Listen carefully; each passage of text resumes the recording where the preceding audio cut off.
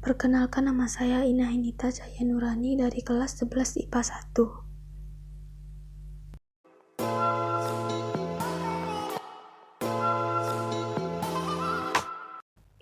Baiklah, pada kesempatan kali ini saya akan menjelaskan rute perjalanan Vasco da Gama. Sebelum itu, saya akan menjelaskan tentang latar belakangnya terlebih dahulu. Vasco da Gama dilahirkan sekitar tahun 1460 di Sines, sebuah kota pantai di wilayah Alentejo di bagian barat daya Portugal.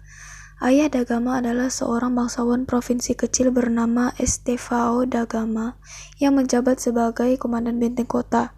Sayangnya, sedikit yang diketahui tentang kehidupan awal da Gama. Bahkan, informasi selanjutnya tentang kehidupan Vasco da Gama sebelum pelayarannya ke timur berasal dari tahun 1492. Pada tahun itu, Raja Portugal, John II, mengirim da Gama ke Setúbal, sebuah kota pelabuhan antara Lisbon dan Sines, untuk merebut kapal Prancis. Ini dilakukan sebagai pembalasan atas serangan oleh Prancis pada kepentingan pengiriman Portugis. Meskipun fakta bahwa kedua negara tidak berperang, da Gama membuktikan kemampuannya dengan menjalankan misinya dengan cepat dan efektif. Pelayaran pertamanya dimulai pada 8 Juli 1497.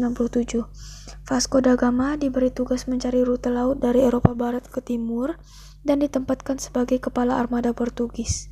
Meskipun da Gama adalah salah satu penjelajah maritim terhebat di Portugal, dia jelas bukan yang pertama. Bahkan, kerajaan mulai mengeksplorasi perairan yang belum dipetakan ke barat dan selatan sekitar 80 tahun sebelum pelayaran pertama da Gama ini.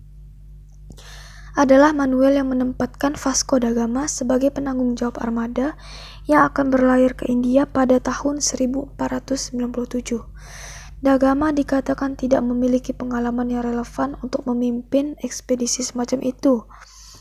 Meskipun beberapa orang berpendapat bahwa ia mungkin telah mempelajari navigasi sebelum ini, lebih mungkin bahwa da Gama dipilih karena alasan politik. Manuel mendukung keluarga da Gama dan pendukung mereka. Armada terdiri dari 4 kapal, 2 kapal layar berukuran sedang yang dikenal sebagai Carax, masing-masing berbobot sekitar 120 ton. Sebuah karavel yang lebih kecil dengan berat sekitar 50 ton dan kapal pasukan. Carax tersebut bernama São Gabriel dan São Rafael. Yang pertama dikomandoi oleh da Gama sendiri, sedangkan yang terakhir oleh saudaranya Paulo da Gama. Pada tanggal 7 November, armada tiba di Teluk Santa Helena yang berada di Afrika Selatan modern, di mana angin yang tidak menguntungkan dan arus yang merugikan menyebabkan da Gama dan pasukannya menghentikan perjalanan mereka selama beberapa minggu.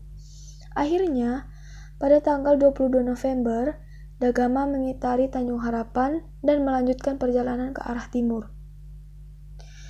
3 hari setelah mengitari Tanjung Harapan, da Gama menginjakkan kaki di Teluk Mosel dan mendirikan sebuah padra atau pilar batu yang ditinggalkan oleh para penjelajah Portugis untuk menandai pendaratan yang signifikan dan untuk membangun kepemilikan daerah itu di sana.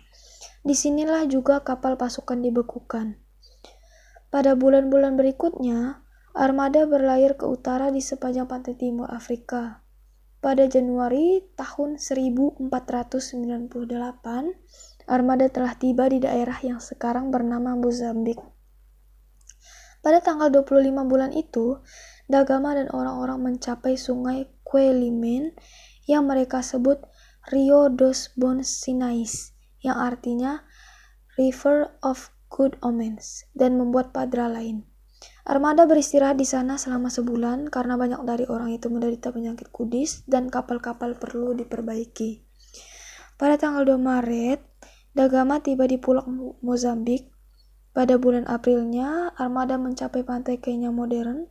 Pada tanggal 14 April, da Gama berada di Malindi, di mana ia memperoleh layanan seorang navigator Gujarati yang mengetahui jalan ke Calicut di pantai barat daya India. Pada tanggal 20 Mei, armada tiba di Calicut setelah berlayar selama 23 hari tepat di seberang Samudra Hindia. Di Calicut, hadiah da Gama gagal mengesankan Zamorin atau penguasa Hindu Calicut. Sebagai akibatnya, Portugis gagal menyimpulkan perjanjian perdagangan dengan orang-orang India di Calicut. Sementara itu, hubungan antara Portugis dan India semakin tegang, dan Vasco da Gama akhirnya memutuskan untuk berlayar kembali ke Portugal pada akhir Agustus. Portugis yang masih tidak tahu tentang pola angin monsun memilih waktu terburuk untuk perjalanan pulang mereka. Sebagai hasil dari berlayar melawan angin muson, Da Gama membutuhkan waktu hampir 3 bulan untuk menyeberangi Samudra Hindia, di mana pada saat itu banyak krunya meninggal karena penyakit kudis. Kurangnya anggota kru juga memaksa Da Gama untuk memerintahkan penghancuran São Rafael ketika armada tiba di Malindi pada tanggal 7 Januari tahun 1499.